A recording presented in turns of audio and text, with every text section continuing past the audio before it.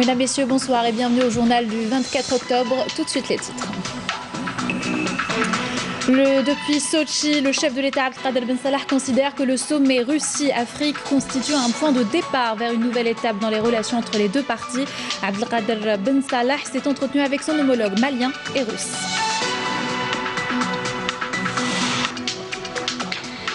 Sport militaire, le général de corps d'armée Ahmed Gaïd Salah, vice-ministre de la Défense nationale, chef d'état-major de l'ANP, préside au niveau du centre de regroupement et de préparation des équipes sportives militaires à Ben Aknoun la cérémonie de la 47e édition de la finale de la Coupe d'Algérie militaire de football.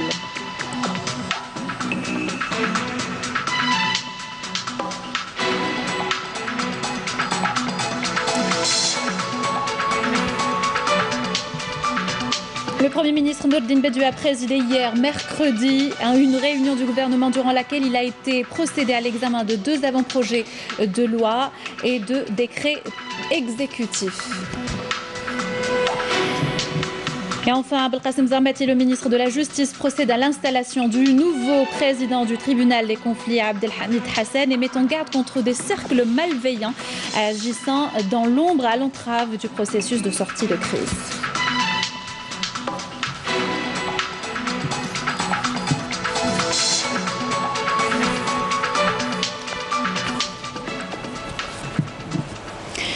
Je vous disais en titre, les travaux en plénière du premier sommet Russie-Afrique ont débuté ce matin à Sochi, en Russie, avec la participation du chef de l'État Abdelkader Ben Salah, sous la coprésidence de Vladimir Poutine, président de la Fédération de Russie, et Abdel Fattah al-Sisi, président de la République arabe d'Égypte, dont le pays assure actuellement la présidence tournante de l'Union africaine. Lors de son intervention, le chef de l'État Abdelkader Ben Salah a précisé que ce sommet constitue un point de départ vers une nouvelle étape dans les relations entre les deux parties, appelant à la coopération avec l'Union africaine dans tous les domaines. Mouna Nawel Hamoudi revient sur cette première journée du sommet. La diversification des relations commerciales et économiques entre la Russie et les pays africains a été au centre des débats du premier forum économique russo-africain. Le chef de l'État, Abdelkader Ben Salah, a affirmé que ce premier sommet Russie-Afrique constituait un point de départ vers une nouvelle ère dans les relations entre l'Afrique et la Russie.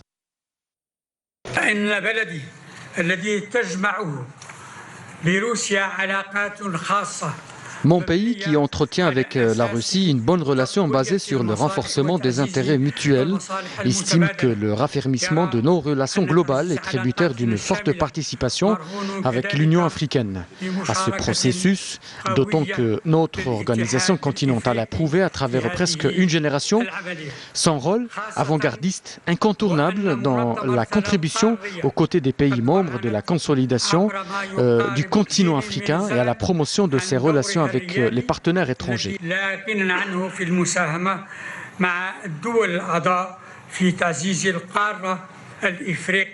Dans son allocution, le chef de l'État a souligné la nécessité de conférer davantage d'efficacité à l'activité des pays africains dans le processus de prise de décision au niveau mondial, notamment à travers la réforme du Conseil de sécurité des Nations Unies et une plus large participation des pays africains au sein de cette instance onusienne. Au moment où les relations internationales font face à une véritable crise de confiance résultant d'actions unilatérales, il nous appartient d'œuvrer avec une grande détermination à préserver et appuyer les règles fondamentales.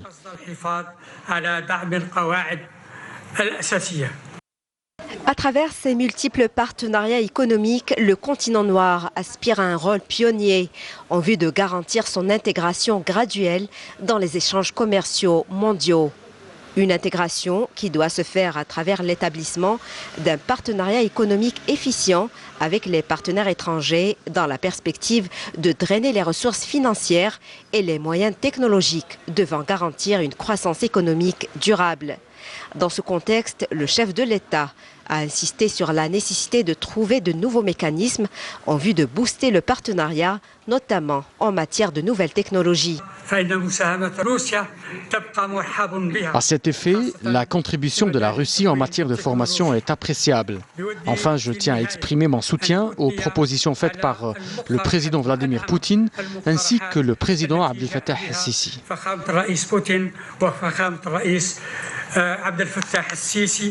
Je remercie son Excellence, le président de la République algérienne démocratique et populaire pour son allocution et je rejoins son avis sur le fait que le sommet sera un véritable catalyseur du partenariat afro-russe.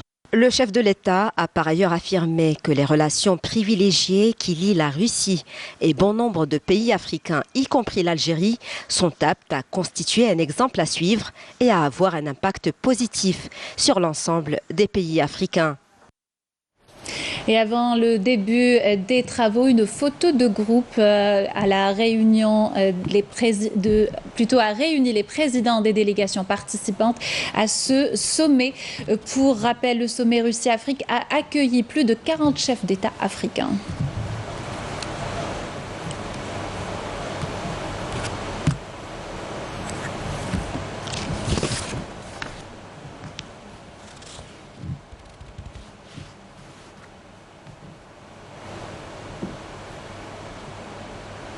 Et en marge du premier sommet Russie-Afrique, le chef de l'État Abdelkader Ben Salah a fait une séance de travail avec le président russe Vladimir Poutine.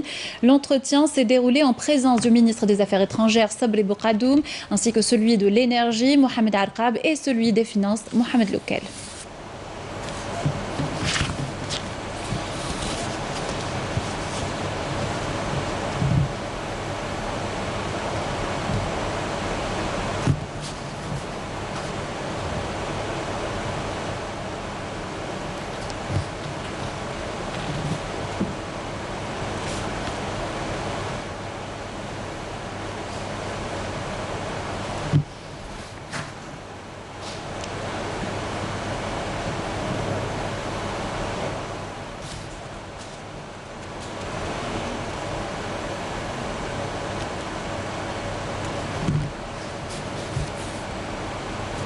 Et toujours en marge du sommet Russie-Afrique, le chef de l'État Abdelkader Ben Salah s'est entretenu aujourd'hui à Sotchi avec le président malien Ibrahim Boubacar Keïta, avec lequel il a évoqué les relations bilatérales entre les deux pays et les voies de les développer. L'entretien qui s'est déroulé en présence du ministre des Affaires étrangères Sabri Boukadoum a été l'occasion d'évaluer la mise en œuvre de l'accord pour la paix et la réconciliation au Mali issu du processus d'Alger. Et à l'occasion de la clôture de calendrier annuel des activités sportives de l'armée nationale populaire 2018-2019, le général de corps d'armée Ahmed Gaïd Salah, vice-ministre de la Défense nationale, chef d'état-major de l'ANP, a présidé aujourd'hui au niveau du centre de regroupement et de préparation des équipes sportives militaires à Ben Aknoun la cérémonie de la 47e édition de la finale de la Coupe d'Algérie militaire de football.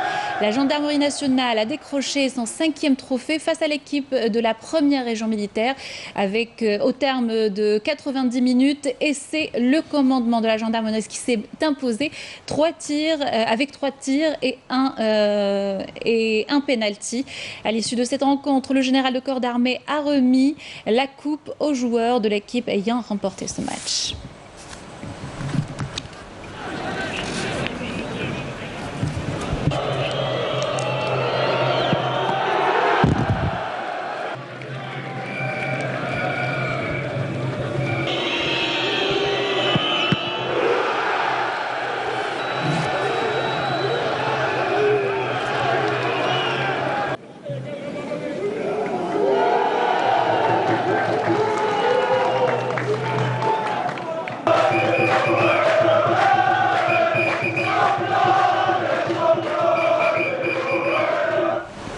Et avant le coup d'envoi de cette rencontre entre la sélection de la première région militaire et celle de la gendarmerie nationale, le général de corps d'armée a supervisé la cérémonie de baptisation du 10 centre au nom du vaillant shahid Messoud Boudjeriou et en présence de la famille du shahid qui a été honorée en cette occasion. Un sujet de Karim Haïfa.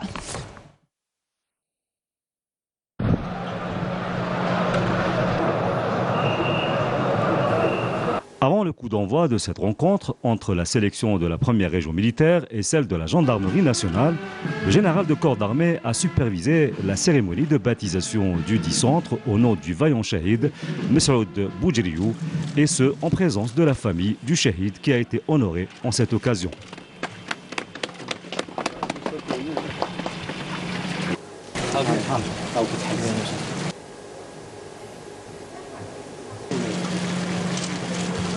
Le général de corps d'armée a suivi ensuite un exposé global présenté par le commandant du centre portant sur le bilan général des activités du centre et l'état des nouvelles infrastructures sportives dont les travaux ont été achevés et celles en cours de construction. Ces infrastructures qui ont bénéficié d'un intérêt particulier de la part du haut commandement de l'armée nationale populaire afin de les doter de tous les équipements sportifs modernes aux normes internationales en la matière, réunissant toutes les conditions adéquates pour une bonne préparation de nos athlètes militaires et contribuant ainsi à la réalisation d'excellents résultats à l'échelle nationale et internationale qui traduisent la bonne réputation du sport militaire au sein de l'armée nationale populaire. Le général de corps d'armée a saisi l'occasion à la veille du 65e anniversaire du déclenchement de la glorieuse révolution du 1er novembre 1954 pour rappeler l'importance d'ancrer les valeurs et les principes de la glorieuse révolution dans la mémoire collective du peuple algérien et l'impératif de prendre exemple sur les auteurs de cette révolution miraculeuse qui a prouvé et qui prouvera sans nul doute que l'Algérie, qui a su vaincre hier le colonisateur barbare, saura toujours comment poursuivre le parcours de son triomphe et la voie de sa victoire. Le général de corps d'armée a indiqué que le haut commandement veille à mettre à disposition tous les moyens matériels et humains nécessaires pour le développement du sport militaire, ce qui a contribué et contribue encore à la réalisation de grands résultats dans ce domaine au niveau national et international. À l'issue de cette rencontre, le général de corps d'armée a remis la coupe aux joueurs de l'équipe ayant remporté ce match.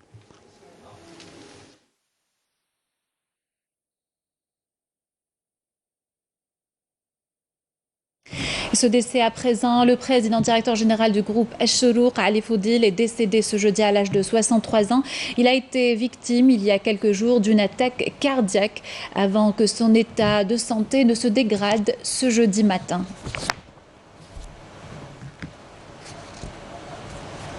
Et suite à cette tragique disparition, le président du Conseil de la Nation par intérim, Salah Boudjil, a adressé un message de condoléances à la famille du défunt dans lequel il est revenu sur le parcours journalistique du défunt, mettant en exergue les contributions de ce dernier durant ses longues années d'activité. Salah Boudjil a présenté dans le même contexte ses sincères condoléances à la famille médiatique, priant Dieu le Tout-Puissant d'accueillir le défunt dans son vaste paradis.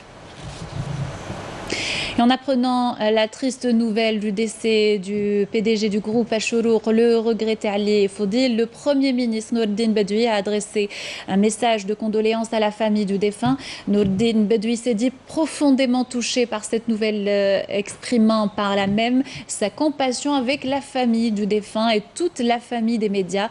Le Premier ministre n'a pas manqué de citer les mérites du regretté Ali Foudil et sa contribution à hisser les médias en Algérie. Et en cette douloureuse circonstance, le ministre de la Communication, porte-parole du gouvernement et ministre de la Culture par intérim, Hassan Rabhi, présente ses condoléances à la famille du défunt ainsi qu'à toute la famille des médias en Algérie. De son côté, le directeur général de la télévision publique algérienne, Salim Rabhi, présente en son nom et au nom de tous les travailleurs de l'EPTV ses sincères condoléances à la famille du défunt ainsi qu'à tous nos collègues du groupe Ash-Shourouk. Dans le reste de l'actualité, le Premier ministre Nourdine Bedoui a présidé hier, mercredi, une réunion du gouvernement durant laquelle il a été procédé à l'examen de 2 avant-projets de loi et d'un projet de décret exécutif. Les détails avec Nesrine Ben Saïdi. Le gouvernement a entamé sa réunion par l'examen de 2 avant-projets de loi relatifs à la définition des missions, de la composition et de l'organisation du Conseil national de la recherche scientifique et technologique, ainsi qu'à l'amendement de la loi 1521 portant loi d'orientation sur la recherche scientifique et le développement technologique. Des avant-projets de loi consacrés dans la Constitution visant la création d'une instance consultative indépendante chargée de l'accompagnement des pouvoirs publics dans la la définition des politiques nationales dans le domaine de la recherche scientifique et du développement technologique. Censée encourager l'innovation, la haute instance est placée auprès du Premier ministre. Elle est composée de chercheurs, de personnalités scientifiques et de compétences techniques, mais également de l'élite nationale établie à l'étranger, tout en y associant des gestionnaires d'entreprises économiques et des cadres du secteur socio-économique. Une composition qui devrait favoriser la coopération entre le monde de la recherche et le secteur socio-économique. La réunion du gouvernement a en outre examiné un projet de décret exécutif complétant le décret exécutif numéro 0486 fixant les tailles minimales marchandes des ressources biologiques marines. Ce texte définit les périodes de pêche, les tailles et poids autorisés des ressources marines avec l'intégration d'une nouvelle espèce maritime, soit le concombre de mer holothurie, en raison de l'émergence d'un marché prometteur pour ce type de produit, notamment en Asie. À l'issue de cet exposé, le Premier ministre Nourdine Bedoui a souligné l'importance de préserver la ressource, respecter les normes internationales en la matière et lutter contre la pêche intensive et anarchique. Le Premier ministre a enfin mis l'accent sur la nécessité d'exploiter toutes les opportunités afin de développer le secteur de la pêche au service de l'économie nationale dans le cadre de la diversification des exportations et de l'augmentation des recettes de notre pays en devises. Et durant la réunion du gouvernement, il a été procédé également à l'écoute et l'examen de 2 exposés relatifs au raccordement au réseau Internet des établissements scolaires et au programme national de reboisement, ainsi qu'une étude sur l'habilitation et l'élargissement du barrage vert. Le compte-rendu de Bouchabouali. Le raccordement des établissements éducatifs au réseau de fibre optique a atteint les 100% dans certaines wilayas telles que Tindouf, 97% à Ilizi et 95% dans la wilaya de Constantine. C'est ce qu'a révélé la ministre de la Poste, des Télécommunications, des Technologies et du Numérique dans l'exposé qu'elle a présenté lors de la réunion du gouvernement. Lors de son exposé, la ministre en charge du dossier a relevé certaines difficultés qui entravent le parachèvement du raccordement de certains établissements éducatifs sur le territoire national. En vue d'assurer le service Internet au niveau de l'ensemble des établissements éducatifs, le Premier ministre a appelé à lever toutes les contraintes réglementaires pour parachever ce programme, duquel dépend, selon Nourdine Bedoui, la concrétisation de la stratégie nationale dans le domaine du numérique. Un programme qui profitera, dit-il, à l'économie nationale et en particulier à l'économie du savoir ainsi qu'aux citoyens en matière d'accès à l'information et aux services électroniques. Dans ce même contexte, le Premier ministre a souligné la nécessité d'assurer une meilleure exploitation et rentabilité des investissements majeurs consentis par l'État dans le domaine des communications, notamment le satellite Alcomsat 1. Autre exposé présenté lors de la réunion du gouvernement par le ministre de l'Agriculture, du Développement rural et de la Pêche, celui portant sur le programme national de reboisement. Un programme qui vise dans une première étape la plantation de plus de 43 millions d'arbres afin de préserver l'environnement. Le programme prévoit en outre la réhabilitation des richesses forestières endommagées par les incendies, l'amélioration des zones urbaines et semi-urbaines, l'accroissement des espaces verts et la réhabilitation et l'extension du barrage vert. Concernant le barrage vert, le Premier ministre a souligné que notre pays a été le précurseur d'une expérience pionnière au niveau international. Dans la perspective de réhabiliter ce projet, le Premier ministre a instruit le responsable en charge du secteur de lancer une vaste campagne médiatique, notamment via les réseaux sociaux, en y associant les influenceurs et propriétaires de sites électroniques pour faire aboutir ce projet. Il a également appelé à prendre toutes les mesures à même de garantir la viabilité de ce programme, à travers entre autres la mise sur pied dans les plus brefs délais d'une instance de haut niveau dotée de larges prérogatives et chargée du suivi des opérations de reboisement et de la réhabilitation du barrage vert.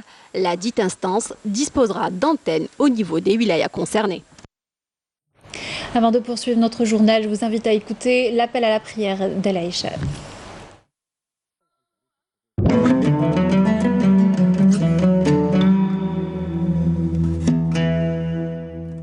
بسم الله الرحمن الرحيم إن الصلاة كانت على المؤمنين كتابا موقوتا صدق الله العظيم. الله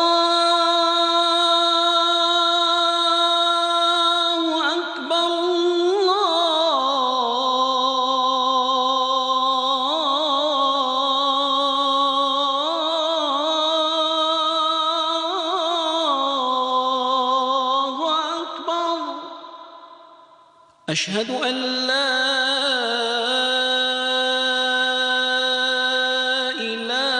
إله إلا الله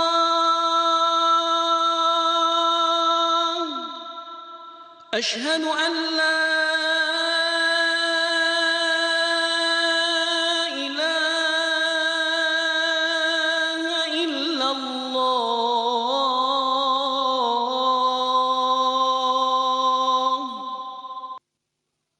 أشهد أن محمدًا رسول الله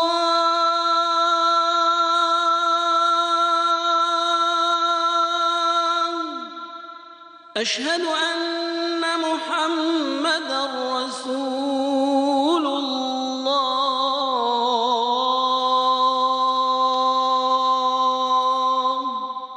حي على الصلاة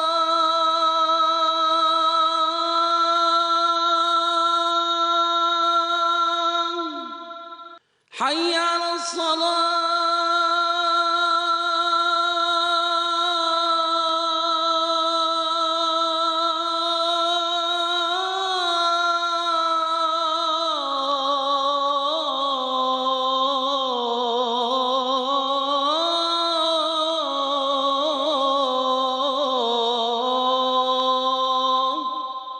حي على الفلاح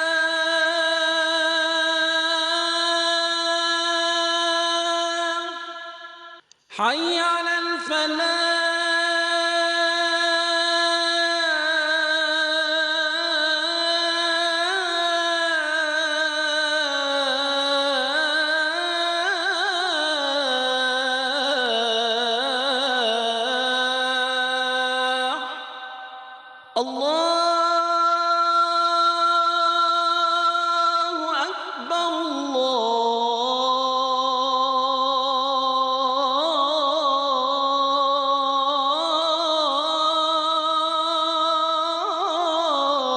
الله أكبر لا إله إلا الله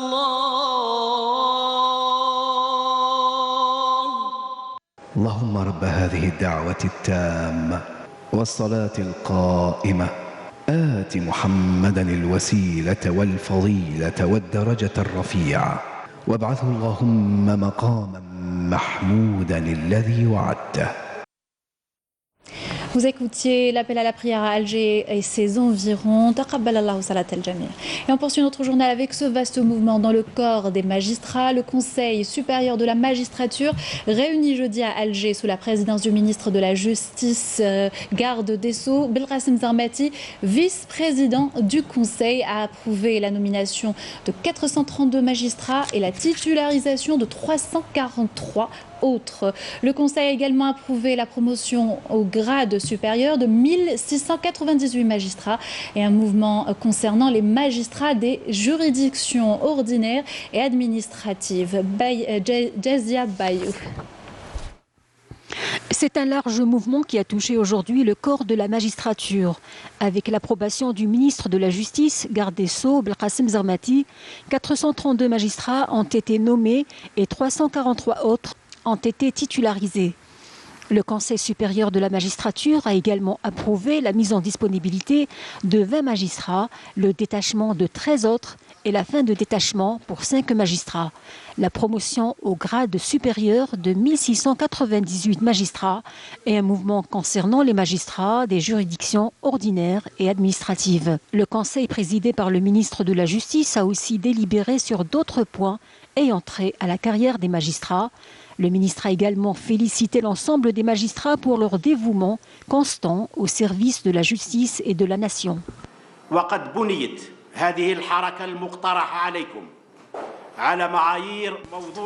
Nous vous soumettons aujourd'hui plusieurs propositions à leur tête le mouvement annuel des magistrats. Ce mouvement qui vous a été présenté est fondé sur des normes objectives et définies auparavant, des normes par lesquelles tous sont concernés et issues d'un diagnostic précis qui a dévoilé le constat amer de la situation actuelle de la gestion des ressources humaines dans notre secteur pendant des décennies et qui a engendré des situations lamentables qui ne peuvent plus durer, ce qui a conduit à l'adoption de comportements illégaux à l'image de l'impartialité et le non-respect du droit de réserve. Ce mouvement, qui a touché 2998 magistrats, a été réalisé dans le respect total des fondements de la loi organique et plus précisément l'article 19. Ainsi ont été prises en considération les demandes des personnes concernées, leurs compétences, leur situation familiale et leurs problèmes de santé, et même ceux qui concernent les membres de leur famille. Nous avons également pris en considération certaines demandes spécifiques, car n'oublions pas que l'Algérie est à l'échelle d'un continent, malgré le désir de certains de la réduire à ce qui est plus infime.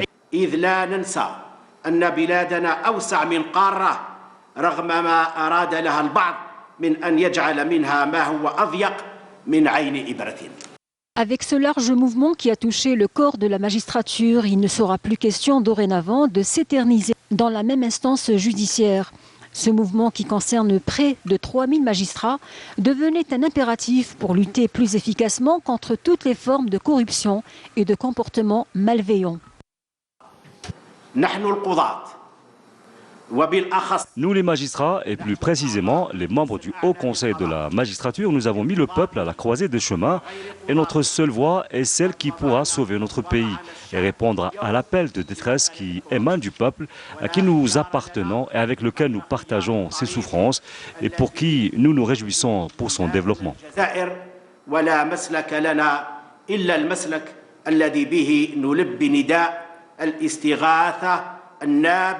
من وجدان شعبنا الذي نحن كلنا جزء منه نتألم لأوجاعه ونسعد لازدهاره. Les initiateurs de ce nouveau mouvement tendent à redonner une meilleure image du corps de la magistrature, mais aussi et surtout lui faire regagner toute sa crédibilité. Le ministre de la Justice, garde des Sceaux, Belkacem Zarmati, a présidé jeudi à Alger la cérémonie d'installation de Abdelhamid Hassan au poste de président du tribunal des conflits, en remplacement de Abdelkader Daoui. Dans une allocution lors de cette cérémonie, le ministre a abordé les développements de la situation politique dans le pays. On l'écoute. Au moment où les pouvoirs publics veillent au parachèvement de la reconstruction des institutions et œuvrent sans relâche dans le but de répondre aux revendications du peuple qui a demandé à juste titre à vivre dignement, certaines parties aux intentions malsaines ont commencé à activer dans l'ombre afin d'entraver le processus de sortie de crise mis sur rail par les plus honnêtes de ce pays. Ces partis mal intentionnés activent donc dans l'ombre, arborant des slogans attirants en apparence, mais mal intentionnés dans leur fond, en exploitant les bonnes intentions de ceux qui aiment leur patrie. Néanmoins, la résistance des partis aux consciences vives permettra de faire échouer leurs plans. L'histoire en sera témoin et jugera ceux qui ont trahi leur patrie. Et comme vous le savez, les dépôts de dossiers de candidature ont débuté hier au niveau de l'autorité nationale indépendante des élections. Azdine Mehoubi, le secrétaire général par intérim du Rassemblement national démocratique, a ouvert le bal hier. Aujourd'hui, c'était au tour de Abdelhamid Benguelina, président du mouvement El Bina. Au total, 7 postulants au scrutin présidentiel du 12 décembre prochain ont pris rendez-vous pour le dépôt de leur dossier de candidature, comme l'a annoncé Mohamed Sharfi, le président de l'ANI. Et puis l'instance nationale indépendante des élections qui informe l'ensemble des candidats aux élections présidentielles et conformément à l'article 142 de la loi organique 1610 relative au code électoral que le dernier délai pour le dépôt des dossiers de candidature est fixé au 26 octobre à 0h à minuit. Conformément aux dispositions de l'article 142 de cette même loi organique, les dépôts des formulaires des signatures individuelles se feront en même temps que le dépôt de candidature de dossier. La demande de prolongement du dépôt des formulaires d'une signature individuelle ou au-delà de cette date n'est pas conforme à la loi organique relative au code électoral et donc ne peut pas être prolongée. Et puis dans le cadre des préparatifs des élections du 12 décembre et en réponse à la demande des candidats qui ont trouvé des difficultés dans la prise en charge du transport des signatures individuelles à partir des wilayas du Sud, l'ANI décide en coordination avec la compagnie aérienne Air Algérie de la prise en charge du transport de ces signatures vers la capitale. Voilà, avec ceci, nous arrivons à la fin de ce journal. Merci de l'avoir suivi. Bonne soirée avec le reste des programmes sur Canal Algérie.